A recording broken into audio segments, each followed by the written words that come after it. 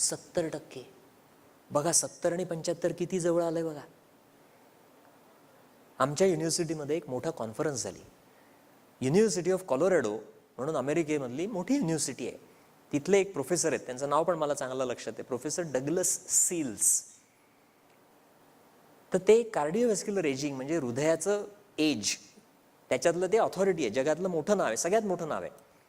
त्यांच्या भाषणामधनं त्यांनी सांगितलेलं मी तुमच्यासमोर सांगतोय. त्यांनी सांगितलं 70% खायचं.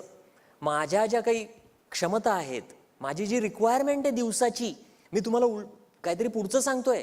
कॅलरीची रिक्वायरमेंट तुमची जर का 1000 कॅलरीज असतील तर तुम्ही खाताना 700 कॅलरी खा, असं त्यांचं संशोधन सांगतंय. आणि आम्ही किती सांगतोय? 75%, म्हणजे 750 कॅलरी. बघा किती जवळ आहेत. आणि आमचं जे ज्ञान आहे ते पूर्वापार चालत आलेलं आहे, म्हणजे ते बरोबर असण्याची शक्यता जास्त आहे. कारण विज्ञानात हे होतं, आज एक संशोधन आलं, उद्या वेगळं आलं. ऐकलं असेल ना तुम्ही. काल लोक म्हणायचे की नाही नाही आजकाल ना ते सगळं आमचं फास्टिंग ब्लड ग्लुकोजच सगळ्यात महत्वाची आहे. आता लोक म्हणतात, डॉक्टर सांगतात नाही आता HbA1c पण महत्वाचं आहे.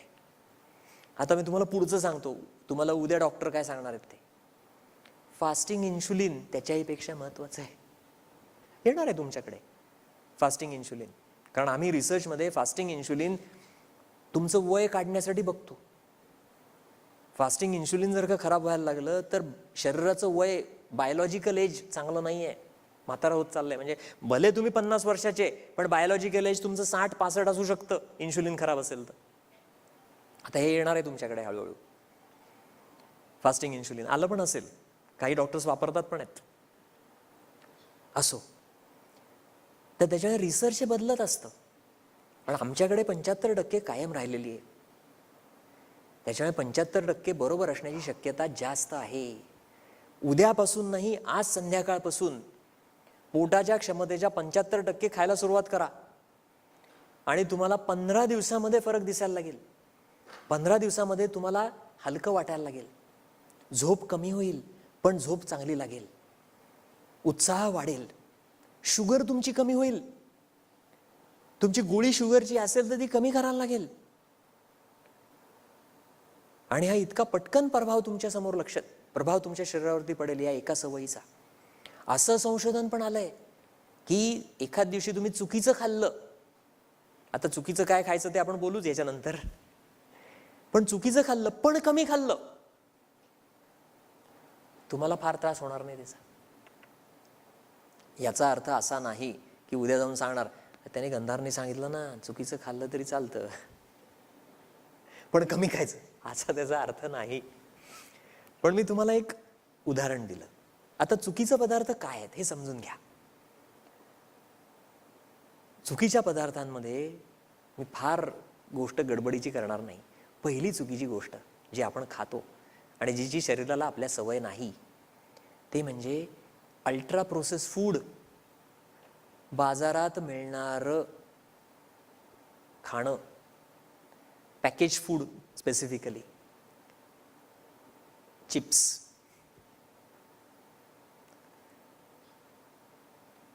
बिस्किट, अजून काय काय असतं भरपूर, ते आपल्यालाच माहिती आहे. त्याच्यावरती संशोधनं झाली आहेत. जी लोक हे अन्न आठवड्यातनं कमीत कमी 4 वेळा खातात, अल्ट्रा प्रोसेस फूड, बाजारातलं बाहेरचं कमीत कमी 4 वेळा खातात, त्यांचं आयुष्य 4 वर्ष ते 7 वर्ष कमी झालेलं आहे. रिसर्च खूप आहे त्याच्यावरती. तुम्हाला खात्री करून घ्यायची असेल, गुगल रिसर्च शोधायचे, तुम्हाला रिसर्च अगदी सहज मिळतील. ChatGPTला जाऊन आणखीन विचारा, जेमिनीला विचारा, परप्लेक्सिटीला विचारा, सगळे तुम्हाला हेच सांगतील, या फिगर सांगतील 4 ते 7 वर्ष. आणि जर का रोज होत असेल सकाळ संध्याकाळ तर तो कालावधी 15 वर्षापर्यंत जातो. 15 वर्ष आयुष्य कमी होतं. कसं कमी होतं? हे सगळे रोग वाढतात. डायबिटीस वाढतोय, हायपरटेन्शन वाढतंय, कॅन्सर्स वाढतायत. भारतामध्ये कॅन्सर वाढण्याच्या प्रमाणामध्ये अल्ट्रा प्रोसेस फूड कारणीभूत आहे.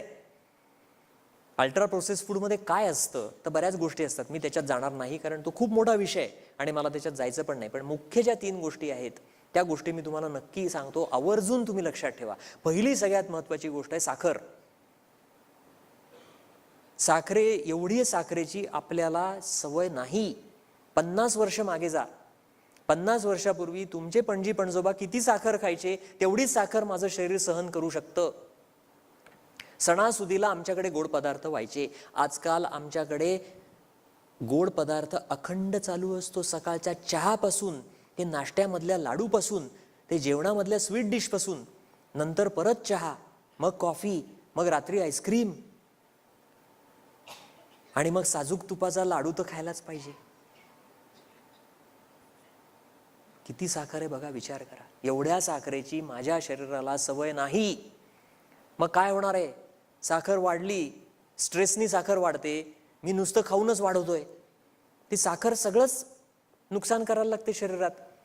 साखर सगळ्या अवयवांना नुकसान पोचवते. हृदयाला पोचवते, किडनीजला पोचवते, डोळ्याला पोचवते, सगळीकडेच नुकसान करते साखर. दुसरा जो पदार्थ आहे तो मीठ. अशी संशोधनं झालेली आहेत. एका ग्रुपला रक्तदाब वाढलेला आहे. दोन्ही ग्रुपचा रक्तदाब वाढला. हायपरटेन्सिव्ह पेशंट्स आहेत, हायपरटेन्शनचे पेशंट्स आहेत. या दोन्ही ग्रुपला, एका ग्रुपला दिली औषधं, रक्तदाब वाढलेला आहे, औषधं दिली, बाकी काही नाही. दुसरा जो ग्रुप आहे त्या ग्रुपला केवळ आणि केवळ मीठ कमी करून टाकलं त्यांचं. किती कमी केलं? तुम्ही आज जे फक्त नाश्त्याला जे मीठ खाताय ते दिवसभर तेवढंच खायचं फक्त. म्हणजे नाश्त्याला समजा अर्धा चमचा तुमच्या पोटात जात असेल तर तो अर्धा चमचा 3 जेवणात विभागायचा. किंवा 1 चमचा जात असेल तर त्या 1 चमच्याचे 3 भाग करायचे आणि 3 जेवणात खायचं. एवढं मीठ कमी केलं तर ज्या ग्रुपचं मीठ कमी केलं होतं त्यांचं ब्लड प्रेशर या पहिल्या ग्रुपपेक्षा जास्त कमी झालं. बघा, मीठ कमी केलं तर हायपरटेन्शनची गोळी पण त्यांची बंद झाली. अतिशय महत्वाचा विषय आहे हा. दुसरा जो धोकादायक गोष्ट आहे ती आहे मीठ. आणि तिसरी जी धोकादायक गोष्ट आहे ती म्हणजे फॅट्स. त्या फॅट्स कुठल्या कुठल्या प्रमाणात, कुठल्या कुठल्या माध्यमातून जातात? तेल, तूप, दूध, दही. आणि त्या फॅट्समुळे वजन सरळ सरळ वाढतं. आता खरं चांगल्या फॅट्स आपल्याला आवश्यक असतात, पण त्या चांगल्या फॅट जातात ना. तुम्ही बदाम खाल्लं तर चांगली फॅट जाते ना पोटात. तेल असतं बदामात, ते चांगली फॅट आहे, जाते ती. चांगलं आहे, चांगली गोष्ट आहे. दाणे खाल्ले त्याच्यातनं थोडंसं तेल जातं, त्यातनं फॅट मिळतेच आपल्याला. त्याच्यामुळे तेल आपल्याला जेवढं लागतं तेवढं आपण खात असतो, वरनं गरज नाही आहे त्याची. आणि हे जे बाहेरचं जे फूड आहे, जे आपण बाहेरून आणतो, त्याच्यामध्ये हे जास्त असतं. हॉटेलमध्ये आपल्याला का रुचकर लागतं, जेवण का चांगलं लागतं? कारण त्याच्यात साखर, मीठ आणि तेल जास्त असतं, तूप जास्त असतं. आणि ठीक आहे ना, एखाद दिवशी तुम्ही खाल्लं, ठीक आहे, पण हे रोज खाण्याच्या गोष्टी नाहीत. त्याच्यामुळे मी तुम्हाला काय खायचं हे सांगितलं, किती खायचं हे सांगितलं. आता कधी खायचं याच्यावरती पण संशोधनं झाली आहेत. आता खरं म्हणायला गेलं ना तर सगळं खाण्यावरतीच येतं. खरं आहे ना? आम्ही किती खातो? मी तुम्हाला 75% सांगितलं पोटाच्या क्षमतेच्या. आम्ही खरं किती खातो? सगळं आवडीच्या पदार्थावरती असतं. पदार्थ आवडला तर 200% पण खातो, आणि आवडला नाही तर एकदम भूकच गायब होते. नाही, आज ना मला काही खायचीच इच्छा नाहीये. घरच्या गृहिणींना हे माहिती आहे, पदार्थाची चव चांगली झाली की त्यांना मिळतच नाही, आणि चव चांगली नसेल तर 7 दिवस फ्रीजमध्ये ठेवून त्यांनाच खायला लागतं. खरं आहे का खोटं आहे बघा? आणि खाण्यासाठी काय 10 दिशा. एखादा मिसळ एखाद्या ठिकाणची आवडती तर लोक 40-40 किलोमीटर जातात मिसळ खायला. खरं आहे का खोटं आहे? आणि मग पोटाला विचारलंच जात नाही तुला किती पाहिजे, सगळं जिभेला विचारलं जातं. इथं सगळी सुरुवात आहे त्रासाची.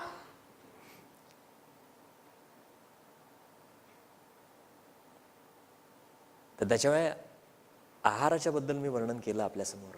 तर खरंच न विसरता आपण सगळ्यांनी या गोष्टीचं पालन करायला पाहिजे. एक शेवटचा मुद्दा फक्त आहाराचा आहे आणि मी पुढे जातो. आहाराचा शेवटचा मुद्दा असा आहे की कधी खायचं. आता आपल्याकडे काय सांगितलंय, 2 वेळेला जेवायला सांगितलंय. ठीक आहे, तुम्ही 3 वेळेला जेवलात, काही का असे ना, शेवटचं जेवण सूर्यास्ताच्या आत व्हायला पाहिजे असं आपल्याकडे सांगितलंय. लोक म्हणायचे हे आम्हाला जेव्हा वेळ होणार तेव्हा आम्ही खाणार. आता संशोधनं आली आहेत नवीन, तुम्ही रात्री जर का जेवण केलं उशिरा तर दुसऱ्या दिवशी तुमची रक्तातली साखर खूप वाढलेली असते, भले तुम्ही साखर नाही खाल्ली, फक्त उशिरा जेवण झालंय एवढ्या एका कारणाने तुमच्या रक्तातली शुगर वाढते. दुसरं अजून एक संशोधन आलंय, रात्री उशिरा जे जेवतात त्यांना हृदयविकाराचा धोका 300% वाढलेला आहे. नाही पण आम्ही चांगलं खातो. तुम्ही चांगलं खा पण उशिरा जेवलात, तुमच्या हृदयविकाराचा धोका वाढलेला आहे. पुढचा संशोधन आलंय, रात्री उशिरा जेवण झालं तर झोप खराब होते. किती जणांना माहिती आहे झोप खराब होते रात्री उशिरा जेवलात तर? अनुभव आलाय किती जणांना? छान. हे संशोधन हेच सांगतंय, तुम्हाला जो अनुभव आलाय तेच संशोधन सांगतंय. मग मी रात्री लवकर जेवलो, मग भले चुकीचं एखादी गोष्ट खाल्ली, भले आज बाहेरचं खाल्लं पण लवकर जेवलो तर त्याचा त्रास तेवढा होणार नाही, हे पण मी तुम्हाला सांगतोय. त्याच्या जेवणाच्या वेळा याही महत्वाच्या आहेत.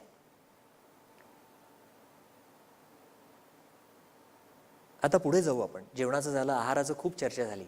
आहारानंतर दुसरी महत्वाची गोष्ट विज्ञानाने सांगितली जीवनशैलीमधली, ती म्हणजे व्यायाम, फिजिकल ऍक्टिव्हिटी, व्यायाम.